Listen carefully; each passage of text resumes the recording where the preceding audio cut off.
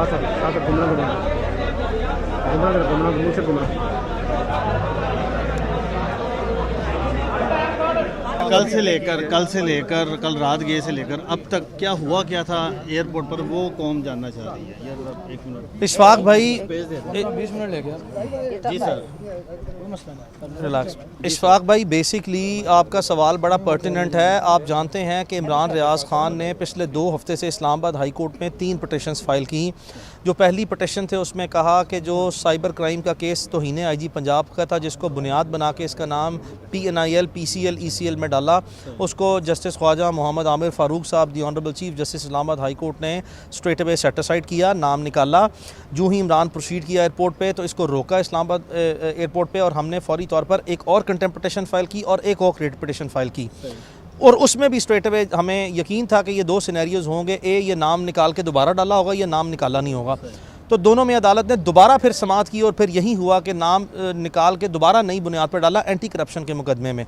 अदालत ने उसको भी बड़ा काइंडली जो सा ग्रेशियसली देखा और उस पर भी नाम रिमूव कर दिया PCL से, लेकिन एक कंडीशन जो सा डाल दी कि आप सेक्रेटरी मिनिस्ट्री ऑफ इंटीरियर को जो है जाएँ और उसकी सेटिस्फेक्शन के मुताबिक आप श्योरिटी दें।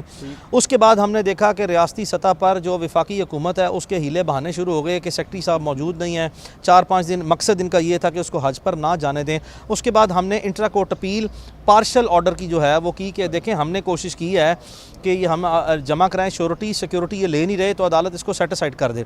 अदालत ने फिर जो है वो कल बड़ा सख्ती से जो है वो ऑनरेबल जस्टिस मियाँ गुल हसन औरंगज़ेब साहब ने और justice Arbab Mohammad Tahir the honourable जजेस ने कल बड़ा काइंडली जो है इसको देखा और 6 घंटे अदालत जो है वो इस मसले पर 3 मरतबा लगी और फिर हुई। और 8:30 बजे रात को मोहम्मद इमरान रियाज ख़ान को अदालत ने ऑर्डर दिया और ये वफाकी हुकूमत से ख़ासकर सेक्रेटरी इंटीरियर से ये अंडरटेकिंग भी ली और ये उनको स्ट्रॉन्ग डायरेक्शन दी कि अब इमरान रियाज ख़ान ने लाहौर से 3 बजे ट्रैवल करना है।